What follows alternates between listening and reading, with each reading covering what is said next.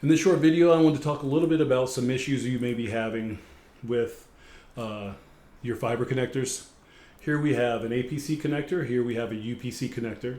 The difference between the two is this APC connector, underneath the dust cap, you have the end face, which is polished at an 8-degree angle. It's very subtle, it's hard to see.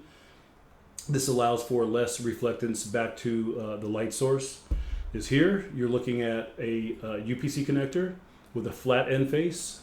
This has more reflectance and basically more loss. So most of the time in your GPON applications, you're going to find the APC connectors. You're going to find this in installations to the residence, to the business. So this is what I'm going to be talking about today.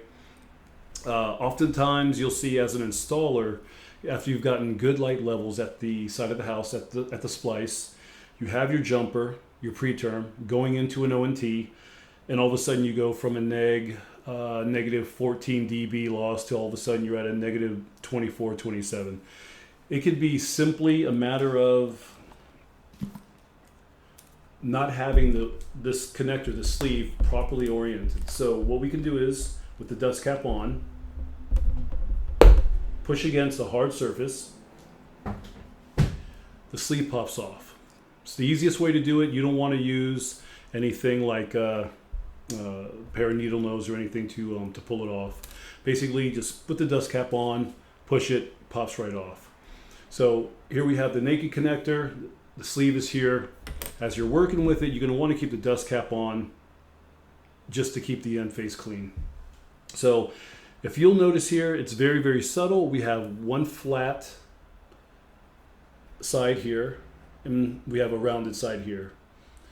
These two sides have these notches, which basically lets you know the left and the right. This is the top of the connector. This top goes to where it's keyed.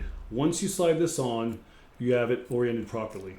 If you don't, if you're not paying attention, if you're not used to handling this, when you go to put it on, it allows you to put it on upside down. When you do this, it's not going to have the end faces properly aligned, and you're going to have a lot of loss. Like I said, it can go from, it could be a 10 dB loss, and oftentimes this is the reason. So if you ever do any work, electricians, if you come across this type of connector, things need to be moved. You can't get it through a hole because all of a sudden it won't pull through the floor. Basically, pop the sleeve off. As I showed you, you can pull it through a hole, a 3/8 inch hole, the same size that you would use for a coaxial cable.